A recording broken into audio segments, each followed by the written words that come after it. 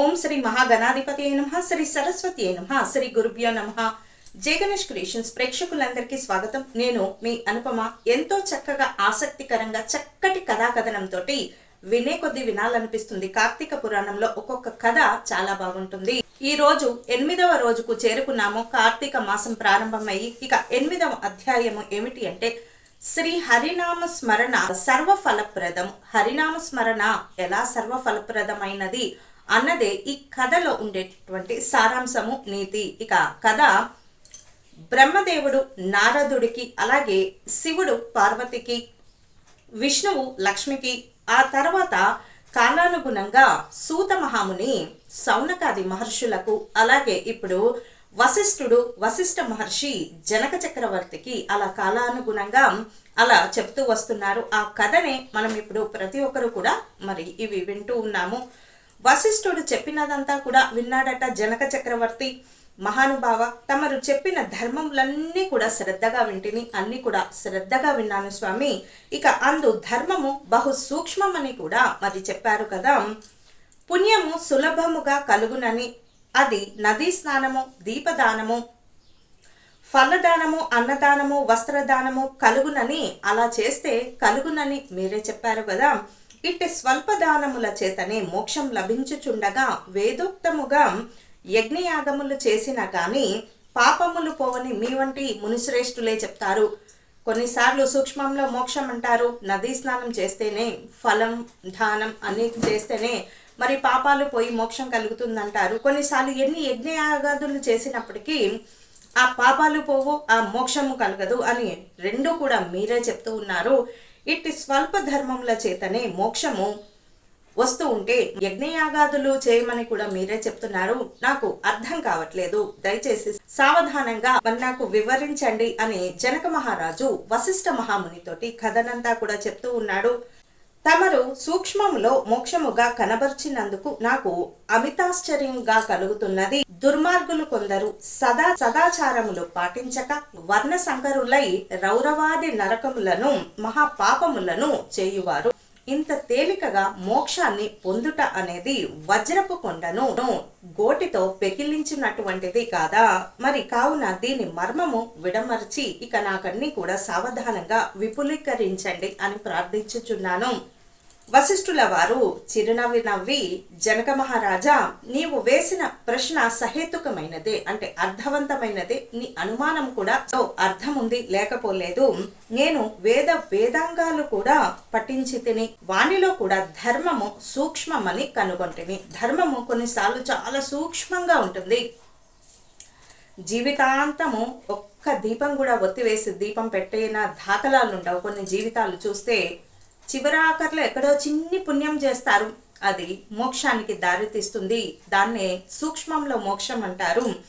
అది ఏమనగా సాత్వికము, రాజసము, తామసము అనేటటువంటి ధర్మము 3 రకాలు. సాత్వికము, రాజసము, తామసము.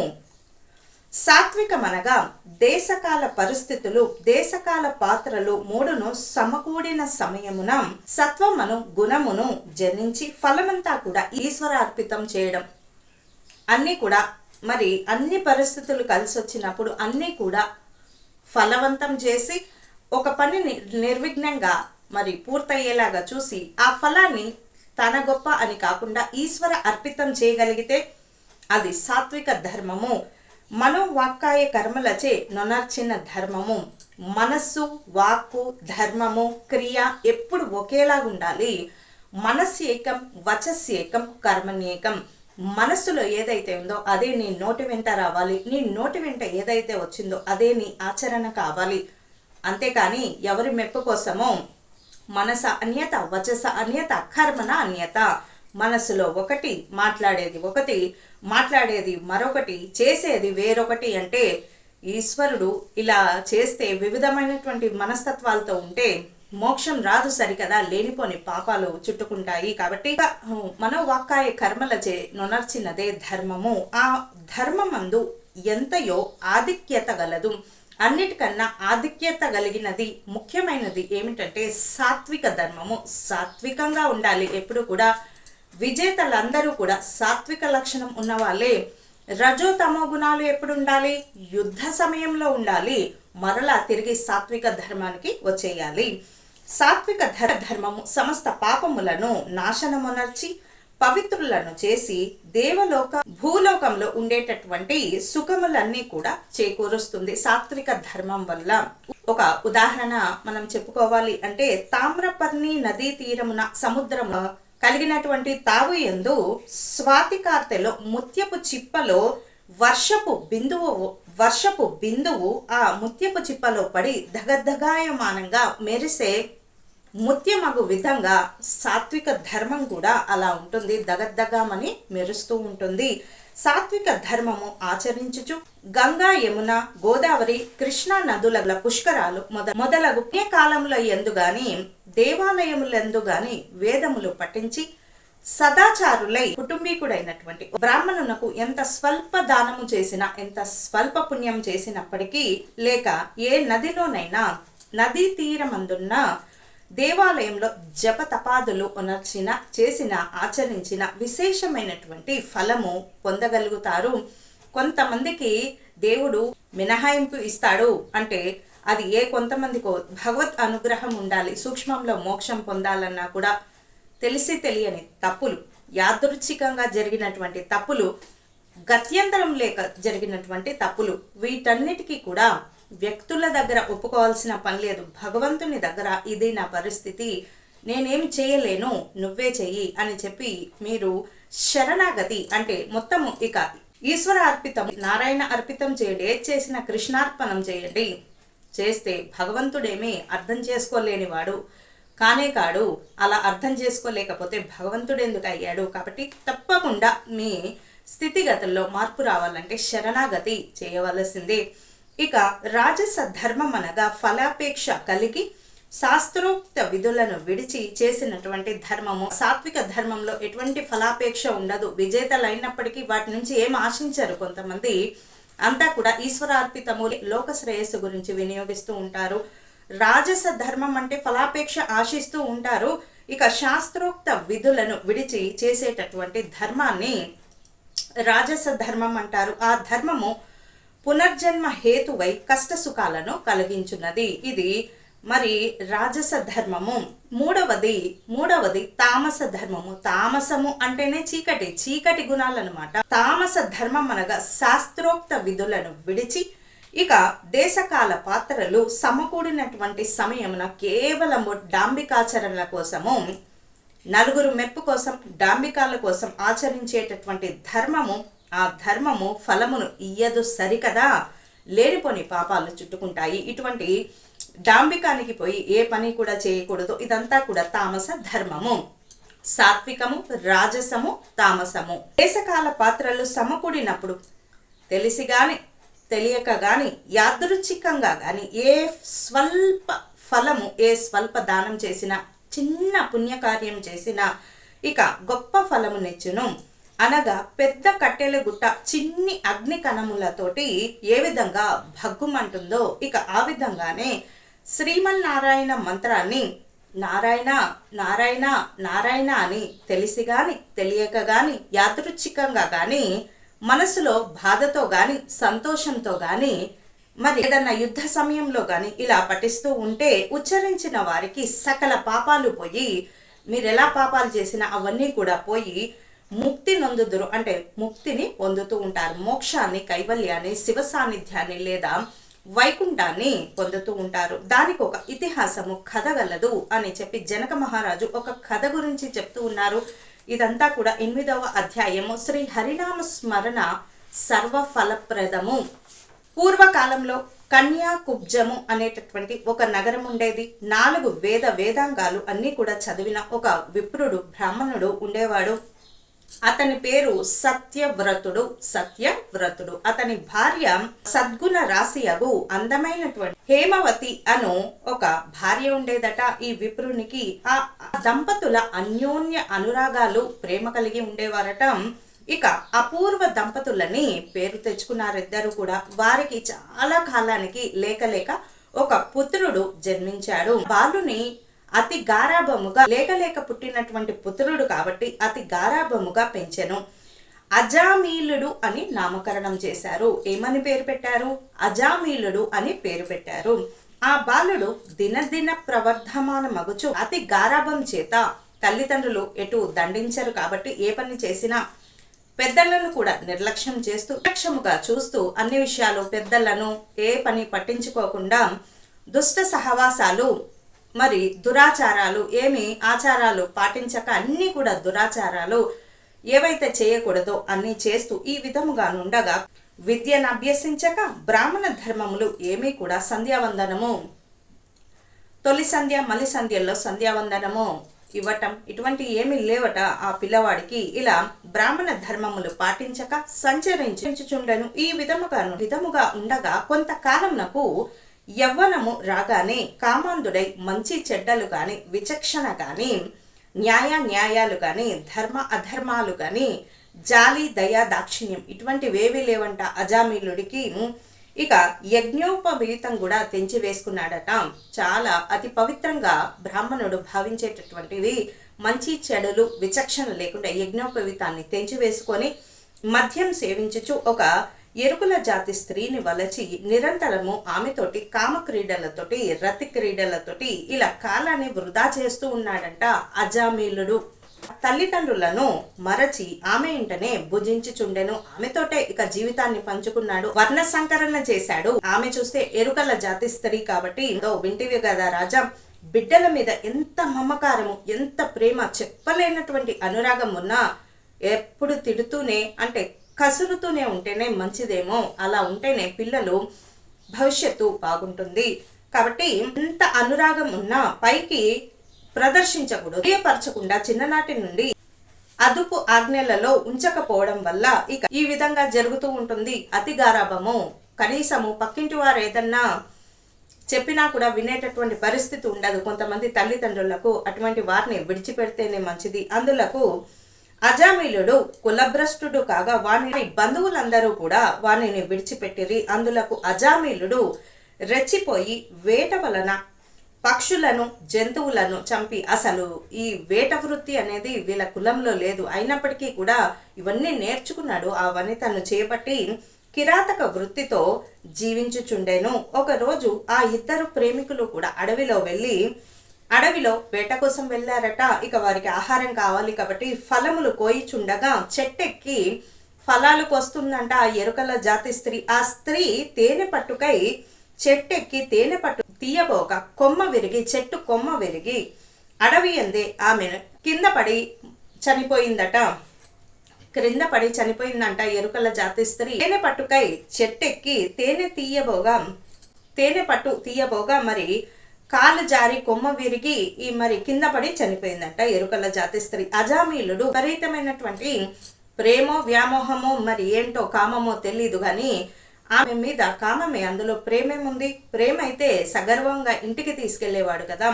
అజామీలుడు ఆ స్త్రీపై పడి కొంతసేపు అలా ఏడుస్తూ ఉన్నాడట. తర్వాత ఆ అడవి అంది ఆమె శరీరాన్ని దహనం చేసి ఇక వెంటనే ఇంటికి వచ్చాడు. ఆ ఎరుకుల ఆమెకు ముందే ఒక కుమార్తె ఉండేదట.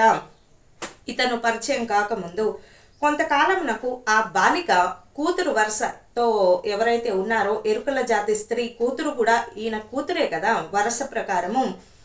అంతకుముందే ఆమె కుమార్తె ఉండేదట. ఇక ఈమె చనిపోయిన తర్వాత కొన్ని రోజులకు ఆ బాలికకు యుక్త వయస్సు రాగా కామాంధకారముచే కన్ను మిన్ను గానక ఇక బంధువులు అమ్మా నాన్నలు తల్లిదండ్రులు ఎవ్వరూ రాలేదు, వెళ్ళేశారు కాబట్టి ఇక అందరూ కూడా విడిచిపెట్టిన కారణంగా కన్ను మిన్ను గానక అజామీలుడు ఆ బాలికను కూడా అంటే కూతురు వరస కలిగినటువంటి అవి వరసలు మరిచి ఆ బాలికను కూడా చేపట్టి ఆమెతో కామక్రీడలు రతి క్రీడలు అన్ని తెలియాడుతూ ఉన్నాడట. ఇక ఆయనకేమి పావి వరసలు గాని ధర్మాధర్మములు ఇటువంటి ఏం పట్టట్లేదు ఆయనకి. వారికి ఇద్దరు కుమారులు కూడా కలిగారట ఈ బాలికకు అజామీలునికి. వారిద్దరూ కూడా పురిటిలోనే చచ్చిపోయారు. మరలా ఆమె మూడవసారి గర్భం ధరించి ఒక కుమారుణ్ణి కనెను. వారిద్దరూ కూడా మరి లేక మరి సంతానం నిలిచింది కాబట్టి ఆ బాలునికి నారాయణ అని పేరు పెట్టి పిలుచుచు ఒక్క క్షణమునైనను విడవక ఎక్కడికి వెళ్ళినా వెంటబెట్టుకొని తీసుకెళ్ళుచు నారాయణ నారాయణ అని ప్రేమగా వాత్సల్యంగా వాడి మీద అయితే, ఆ పిల్లవాడి మీద అయితే ప్రేమ ఉంది. ఇద్దరికి తల్లిదండ్రులు ఇద్దరికి కూడా ఆ ప్రేమతో అలా సాకుచున్నారు, అంటే అలా పెంచుతూ ఉన్నారు.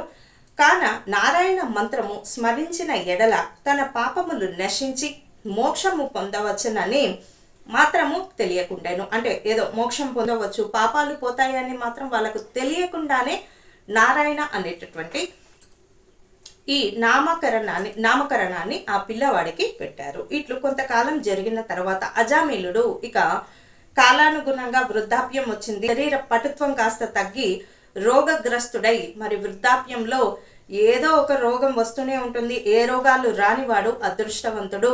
4 రుచులు తిని అరిగించుకునేవాడు అదృష్టవంతుడు. అదే మనం ఈ రోజుల్లో కోరుకోవాల్సింది.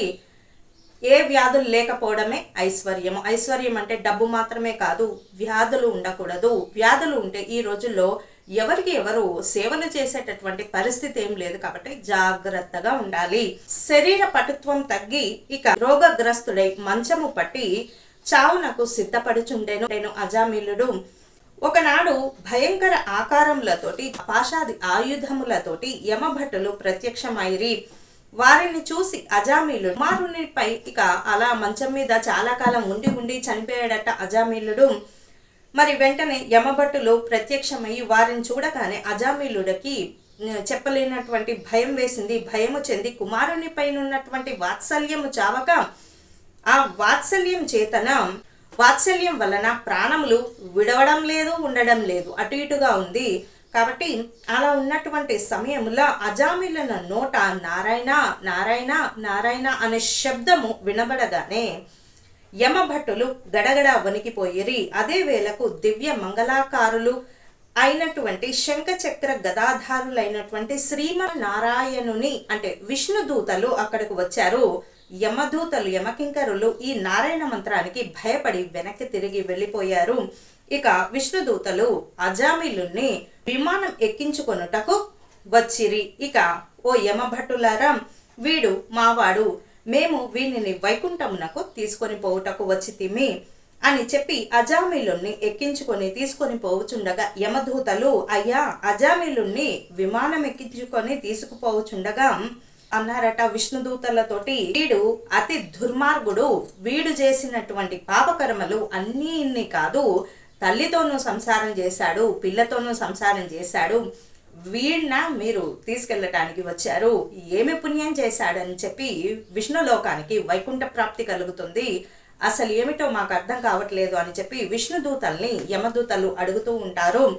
వీనిని నరకంనకు తీసుకుపోవుటకు మేము వచ్చితిమి గాన వానిని మాకు వదులుడను విష్ణుదూతలు. మేము తీసుకెళ్తామంటే మేము తీసుకెళ్తామని, నరకానికి తీసుకెళ్తామని యమదూతలు, అలాగే వైకుంఠానికి తీసుకెళ్తామని విష్ణుదూతలు. ఇలా ఇద్దరు ఒకలాంటి చర్చ అన్నమాట. ఏమిటిది, ఇన్ని పాపాలు చేసిన తర్వాత ఈయనను మీరు తీసుకెళ్ళడానికి వచ్చారేంటని చర్చ. తెలుసో తెలియకో కుమారుడికి నారాయణ, అలాగే మరణం సమీపిస్తున్నప్పుడు అంత్యకాలంలో నారాయణ అని ఏదో మోక్షం గురించి అని కాదు, పుత్రవాత్సల్యం చేత ఆ పేరు పెట్టిన కారణంగా దీన్నే సూక్ష్మంలో మోక్షం అంటారు. ఇది మరి 8వ అధ్యాయము 8వ రోజు పారాయణం సమాప్తం. 9వ రోజు మరి విష్ణుదూతలకు విష్ణు పార్షద అలాగే యమదూతల మధ్య వివాదము. విష్ణుదూతలకు యమదూతలకు ఏ విధంగా మరి ఒక చర్చ అనేది జరుగుతుంది అనేటటువంటిది కథ వచ్చే పారాయణంలో మనము తెలుసుకుందాము. అందరూ కూడా కార్తీక స్నానము, కృత్తికా నక్షత్రం వేకువజామునే ఆ నక్షత్రం ఉన్నప్పుడే, కృత్తికా నక్షత్రాలు ఉన్నప్పుడే స్నానము, కార్తీక స్నానము, కార్తీక దీపము, దగ్గరలో శివాలయం కానీ వైష్ణాలయం నందు కానీ ధ్వజస్తంభం దగ్గర కానీ తులసి కోట దగ్గర కానీ రావి చెట్టు కింద కానీ ఉసిరి చెట్టు కింద కానీ అలాగే మరి ఆకాశ దీపాన్ని దర్శిస్తూ ఉండండి. ఆకాశ దీపాన్ని పెట్టండి. వీలైతే వస్తువులను నూనె, వత్తులు, కుందులు ఇటువంటివన్నీ కూడా దీపారాధన ప్రమిదలు ఇవన్నీ కూడా మరి కొని ఇవ్వండి. గుళ్ళో మంచిది. మీరు వెలిగించిన ఎవరికైనా బ్రాహ్మణులకు వెలిగించమని ఇచ్చిన రెండు కూడా పుణ్యమే. చక్కగా కూడా పాలతోటి పంచామృతాలతోటి శివాభిషేకం చేయండి. విష్ణువు అలంకార ప్రియుడు, పువ్వులు పళ్ళు ఎక్కువగా సమర్పించండి. కార్తీక దామోదరుణ్ణి తలుచుకోండి.